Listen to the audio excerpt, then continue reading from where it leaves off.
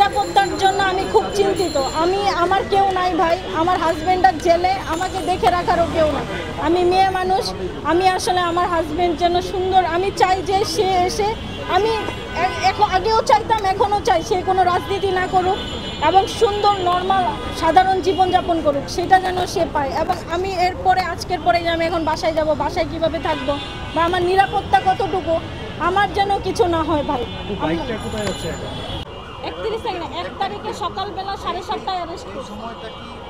ধারণা করছেন যে ওই বিএনপি নেতার আন্ডারে ছিল এই ভিডিওটা তখনই করা হয়েছে? না, এটা রাতে করা হয়েছে আর অ্যারেস্ট করছে 7:30 বাজে, আর অ্যারেস্ট দেখানো হয়েছে 11টার পরে। এই সময়টাতে ডিবি ওকে মারধর করছে, এটা অপু নিজেই আমাকে বলছে। না, এটা হচ্ছে গিয়ে ওই যারা ওকে তুলে নিয়ে গেছে রাত্রেবেলায়, তাদের চাপে সে এটা করছে। হ্যাঁ, নাম তো আমি তো সেটাই বলতেছি যে সেটা ইশরাক ভাইয়ের বাসায়। ইশরাক ভাইয়ের বাসায় তো ইশরাক ভাই থাকবে, কে থাকবে? হ্যাঁ, ইশরাক ভাইয়ের লোকজনই তাকে তুলে নিয়ে গেছে, ইশরাক ভাইয়ের বাসায় ছিল। এবং ইশরাক ভাই ডিবি পুলিশের কাছে নিউজ দিয়ে ওদেরকে ধরা গেছে, কারণ রিমান্ডে নিয়ে অপুর মুখ থেকে বারবার এই আসিফ মাহমুদ সজীব ভুইয়া নামটা আর নাহিদ ইসলাম নামটা তারা শুনতে চাইছে, যে তোমাদের পিছনে এই দুইজন আছে, যেই কোনো একজনের নাম তোমাকে স্বীকার করতে হবে। সে কিন্তু 164-এ কোথাও এই দুইজন উপদেষ্টার কারো নাম সে বলেন। আপনার নামটা? হ্যাঁ, আপনার নামটা? আমার নাম আনিশা। স্বীকার হয়েছে, ঠিক আছে। এই যে অপুকে 4 দিন রিমান্ডে রাখছে একটা নাম বের করার জন্য, অপুকে রিমান্ডে রাখা ব্ল্যাকমেইল করছে। কিরকম ব্ল্যাকমেইল? 2000 পুলিশ হত্যা, এই প্রত্যেকটা হত্যা মামলায় অপুর নাম দিবে। 4 দিনের রিমান্ড, একটা ছেলে অমানবিক, খায় নাই দায় নাই কিচ্ছু নাই, তাকে এভাবে নির্যাতন করার পরে যেই কোনো মানুষ বায়াস্ট হয়ে যাবে, যেই কোনো মানুষ যা তা স্বীকার করতে রাজি, তারে দিয়ে এগুলো করাইছে। সরি, আমি একটু উত্তেজিত হয়ে যাচ্ছে, আমার কণ্ঠ অনেক বেশি জোরে হয়ে যাচ্ছে। তারপরেও আমি বলতে চাই, তারপরে হচ্ছে পুলিশ ওকে এই হত্যার তো হুমকি দিছে, বলছে যে যতদিন রিমান্ড দরকার তারা নিতে পারবে, এগুলো তাদের কাছে কোনো ব্যাপার না। তারা সেই রিমান্ডের ভয় দেখে ছেলেটাকে এরকম করছে। এবং আমার হাজব্যান্ডের পার্সোনাল ছবি ভিডিওস আছে, এটা সবারই থাকে।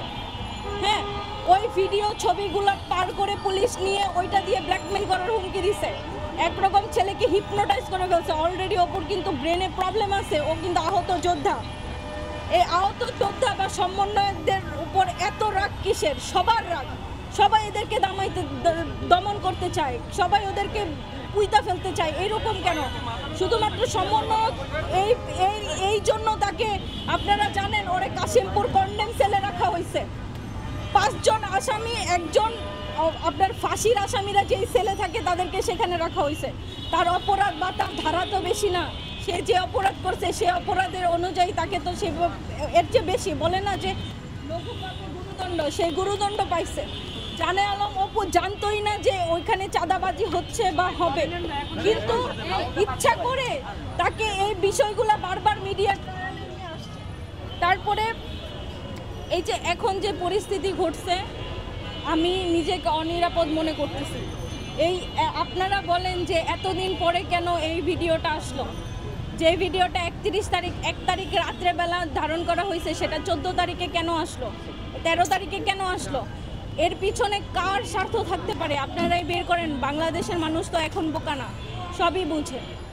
হ্যাঁ, ঠিক আছে, আমি মানলাম অপুর দ্বারা একটা ভুল হয়ে গেছে, সে বুঝে নাই, তার জন্য আমি সবার কাছে ক্ষমা প্রার্থী। তো আমার আসলে এর বেশি কিছু বলার নাই, কারণ আমাকে অপু যা তথ্য দিছে আমি সেগুলোই আপনাদের সামনে বললাম। অপুর সাথে 8 তারিখে আমার দেখা হয়েছিল জেলখানায়, কাশিমপুর কারাগারে। তখন আমাকে অপু এই তথ্যগুলো দেয় যে আমাকে এরকম উঠায় নিয়ে যায়, একটা বড়সড় ভিডিও বানানো হয়েছে, এটা যে কোনো সময় বের করতে পারে। যদি বের করে, তোমার যদি সম্ভব হয় তাহলে আমাকে নিয়ে কিছু একটা বইলো বা কাউকে খোঁজার চেষ্টা করো। এখন অপুকে অ্যারেস্ট করার পরে বা হচ্ছে এই ঘটনাটা পাবলিশড হওয়ার পরে অপুর দল, ও যেই দলের কর্মী, সেই দল থেকে পুরোপুরিভাবে ওকে বহিষ্কার করে দেওয়া হয়েছে। আমার সাথে কেউ যোগাযোগ করে নাই। আমি দেখছি কি অন্যান্য দল যেমন আওয়ামী লীগ, বিএনপি, ওদের নেতাকর্মীরা বিপদে পড়লে ওদের বড় নেতা, বড় ভাই ব্রাদাররা কি করে, যেই কোনোভাবে ওদেরকে সেভ করার চেষ্টা করে। কিন্তু এনসিপি যেটা করছে, ওকে একেবারে বৈষম্য বিরোধী ছাত্র আন্দোলনের কমিটি থেকে শুরু করে গ্রিন ইউনিভার্সিটিতে যে সে পড়াশোনা করে সেই ভার্সিটি থেকে পর্যন্ত ছেলেটাকে বহিষ্কার করে দেওয়া হয়েছে। তার তো কিছু নাই, তার পাশে দাঁড়ানোর বদলে তারা তার পাশ ছেড়ে চলে গেছে। এখন আমি নিজেও জানি না আমি কিভাবে এই জায়গায় আসলাম। এখন যখন ওই ভিডিওটা ভাইরাল হয়েছে তখন হচ্ছে গিয়ে তারা আমাকে খোঁজা শুরু করছে। এর আগে কিন্তু অপু কোনো আইনি সহায়তার জন্য কেউ আমার সাথে যোগাযোগ করে নাই।